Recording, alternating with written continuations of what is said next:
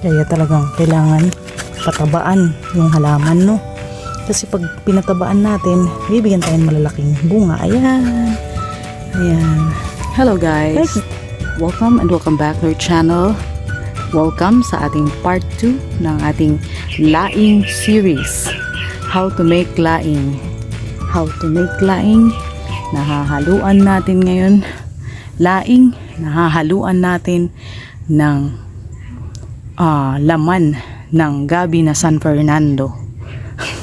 Patsambang recipe naman ito. Pero subukan natin, no? Dahil yan ang available dito. So, ayan. Since uumpisahan ko na itong garden namin dito sa front yard, no? Itong mga gabi na ito ay talagang bala ko na ring tanggalin yan.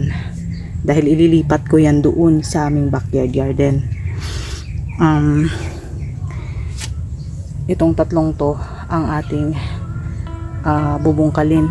Ewan ko lang kung may makuha tayo dito dahil hindi naman natin hinukay ng malalim ang pinagtamnan natin yan. Kaya hindi ko na rin in-expect magmumunga ng malalaki yan, pero at least may makuha tayo na pwede nating ihalo sa ating laing, at kung may sobra pwede nating gataan pa, gawin nating kakanin. Okay, so before natin bungkalin yan, ipakita ko lang, i-flex ko lang sa inyo yung pagkakaiba ng mga puno na ito, no? Makikita niyo itong dalawang to, hindi gaanong matataba, no?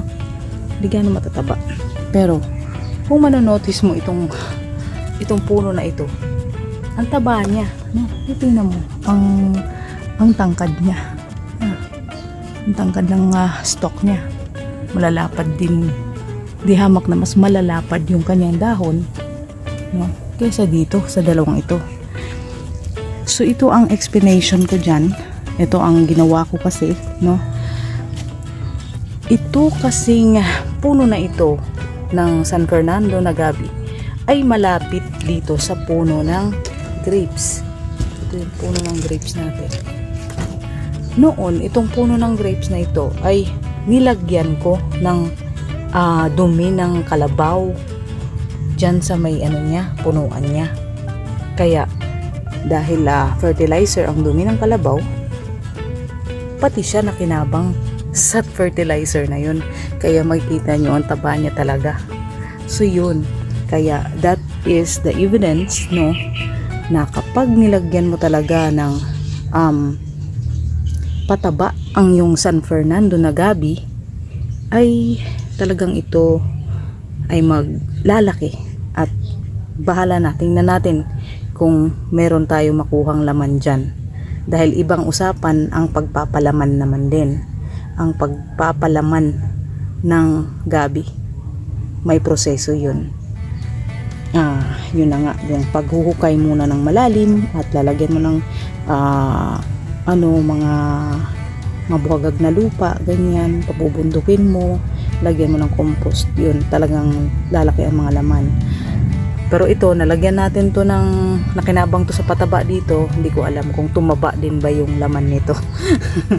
Okay, so tara, umpisahan na natin itong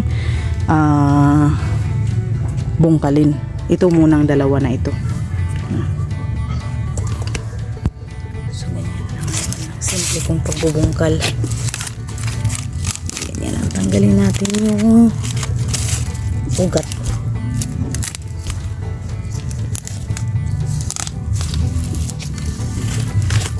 Mahirap bunutin pagka may ugat.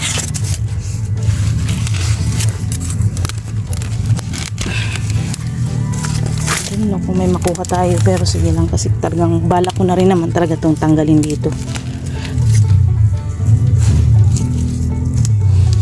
I-replant na lang siya, transplant na lang. Okay.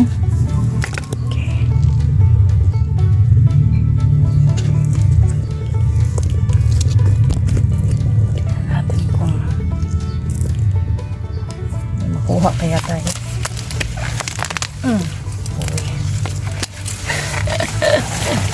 Ayan.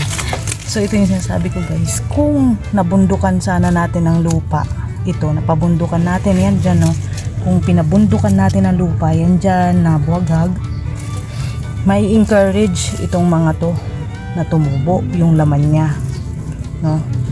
So sayang yung mga laman na pwede sanang tumubo dyan kung napabundukan natin, pero dahil hindi naman nga natin masyadong inalagaan to, dahil ang purpose natin sa puno ng gabi na ito ay pagkain lang ng mga manok, kaya hindi na natin masyadong in-effortan, no?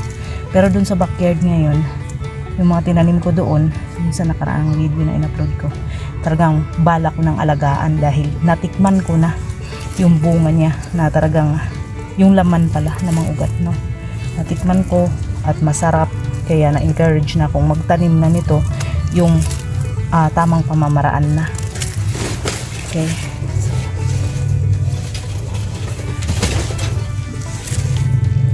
Ayan. So, maliliit lang, no? Maliliit. Oh, yun. O, pwede na rin yan ihalo natin sa ating laing.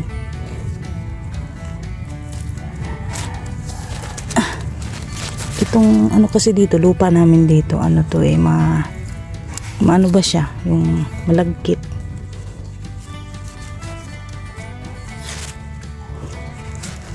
Uy, in fairness, meron din.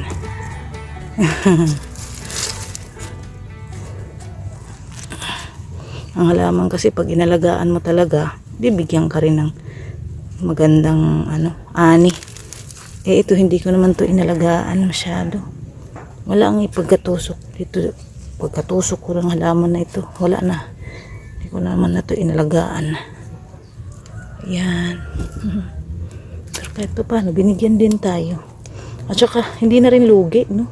Dahil, nakinabang na dito ng marami ang aming mga manok. Ito yung pinampapakain ko sa kanila, eh. Oh, yan. Kahit pa paano, binigyan naman din tayo. Hindi na masama. Hindi na masama. Pasalamat na lang. Pasalamat na lang, no? Kasi binigyan pa rin tayo ng grasya. Yan. Sabi nga, wala naman yun sa maliit o malaki ang grasyang natatanggap. Dahil ang importante, alam mo kung anong importante, ito ay sapat.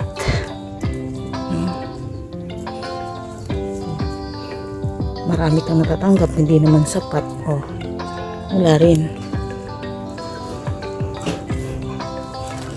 Basta, kahit anong klaseng blessing yan, maliit o malaki, ipagpasalamat natin.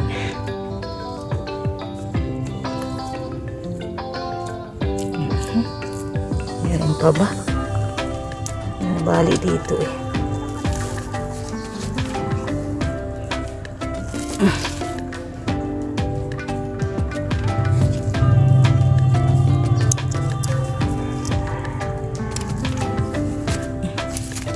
Ayaw.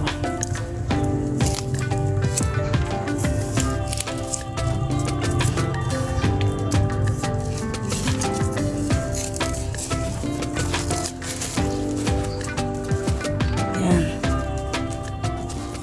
Marami kami din, no? Ito paano? Hindi naman inalagaan, pero at least binigyan pa rin tayo talaga. Yun, in fairness, nakakatuwa siya.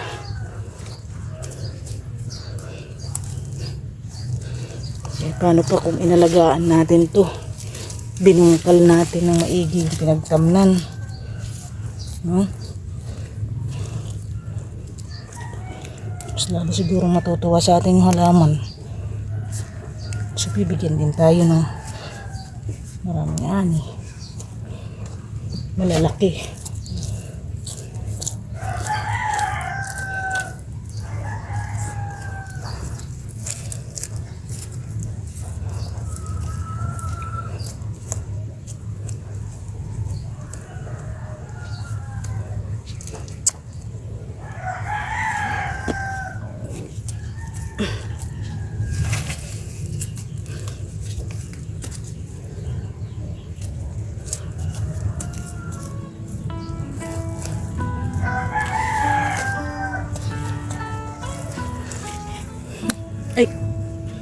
ugali.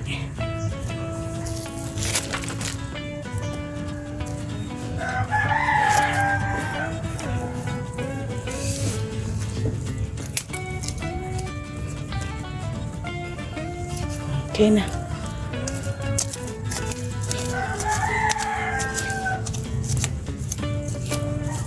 Nabubulok siya, no? Kasi ano rin eh, ayaw din ng gabi ng sobrang babad sa ano, yung sobrang babad sa tubig. Eh, itong part na ito, kanal to eh. Yan, kanal yan dyan. Kaya, ano siya, napababara ng tubig. Okay na. No, di na masama, no? Di na masama. Sa isang puno, nakakuha tayo ng ganito. O, pwede na nating panghalo yan sa ating laing. Ganyan karami. Ito, bungkalin na rin natin yan. Natin mga ugat.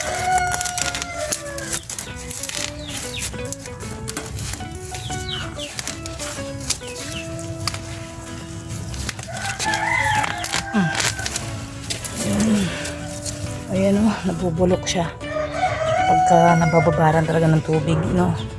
Kaya itong space na to eh okay naman to kung napabundukan natin, hindi siya mabubulok. Kasi dahil hindi naman natin napabundukan yung pinagtamnan, babad talaga siya dyan sa tubig. Ito paano meron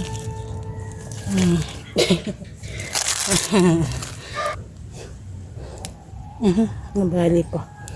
Yun. Maliit.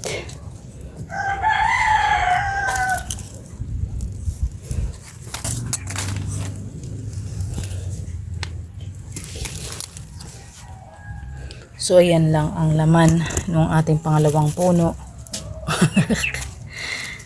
Okay. So, ito kaya, ano kaya ang ibibigay nito sa atin? Let's see. Umpisahan na natin agad dahil mahaba ang video natin. Okay. Sana bigyan tayo ng malalaki na.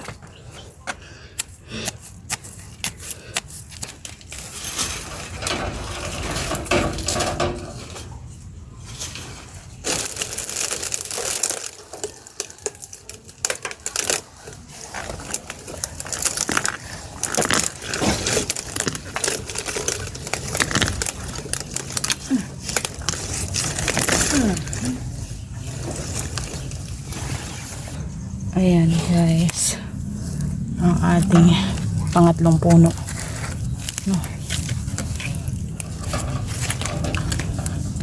Gaano kaya kalalaki o kaliliit? Ayan, ayan, no? So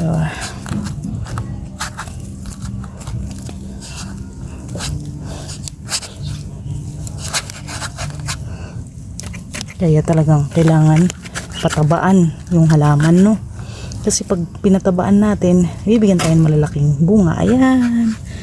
Ayan. Kahit ganito lang to kaliliit, masaya na ako dyan, no? Masaya na rin ako dyan dahil hindi ko naman nga ito masyadong inalagaan, pero binigyan pa rin ako ng makakain. So, ito ang ating natutunan, no?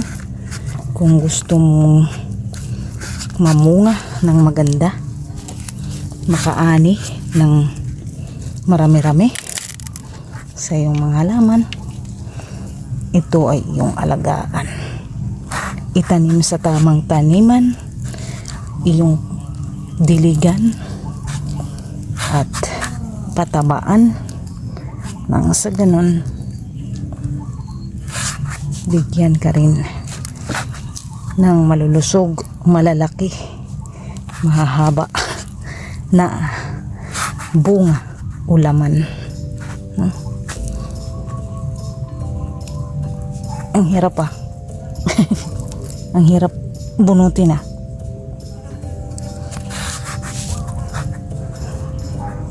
wait lang, hukayin natin. Hukayin. Ugat ng ating grapes na ano, nabungkal.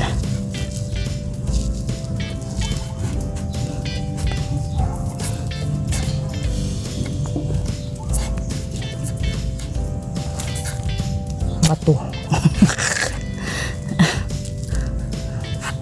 Yun.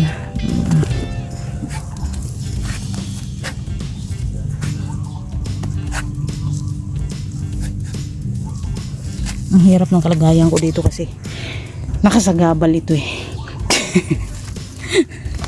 Nakasagabal sa aking daraanan. Yan.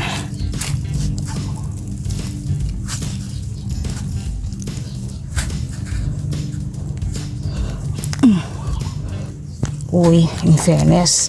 Wow. Wow. Wow. Ang haba naman din. Bigyan.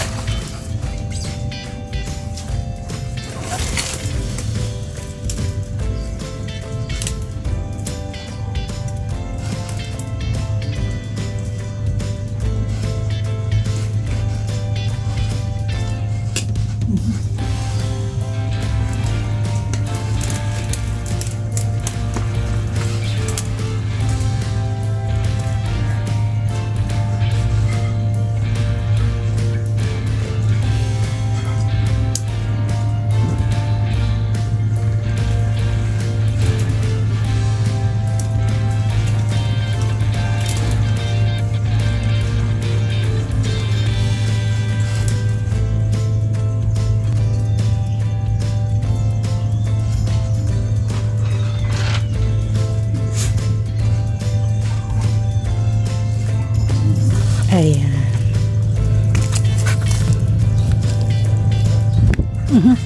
Nabali pa. Yan.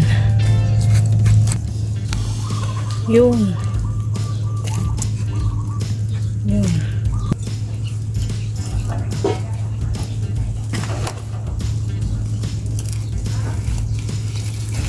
Yun. Putol.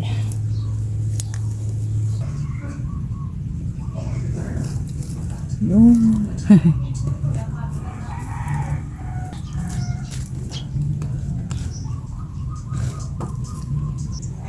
Okay. Okay. So ito na guys. yung ating unang puno, no? Yan. Then yung pangalawang puno na hinukay.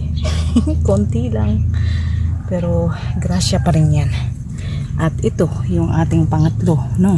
Pangatlong puno. Binigyan tayo ng medyo malaki-laki naman. No. Kung tutuusin, wala itong binatbat sa mga sa mga harvest ng mga farmers na talaga magagaling na magpalaki nitong gabi ng San Fernando, no? Yung mga magagaling na talaga magtanim. Alam na nila yung diskarte. So ganun lang naman ang halaman pagka inalagaan mo talaga. Binigyan mo ng sapat na pataba, magandang lupa, no? At diniligan mo, inalagaan mo, talagang bibigyan ka rin ng magandang ani, no? So ito naman, kahit ganyan lang yan, pasalamat ko pa rin yan dahil itong ang halaman na ito, hindi ko naman yan inalagaan. Yan, basta ko na lang yan dyan itinanim, no? Hindi ko naman hinukayan ng malalim, tinanim ko lang sa gilid ng bakod dahil ang aking original na purpose para dyan is para sa aking mga alagang manok dahil kinakain nila yung mga niyan, stalks at saka dahon. Yun. So malaki ang tulong sa akin yan sa aking pag-aalaga ng mga manok. At dahil nga ay kailangan ko nang umpisahan ang garden dito, then I have no choice but to remove them para i-transplant na lang dun sa aming backyard garden. At dun sa aking mga naunang hinukay at sa mga hinukay ko ngayon ay meron tayong mga lamang ugat, no, na naani. which is magagamit natin para sa ating lulutuin na laing sa susunod nating episode, no, sa part 3 ng ating laing series. At ang mga malalaki naman dyan, na malalaki talaga, no, hindi naman kalakihan, itong medyo malalaki ay lulutuin natin.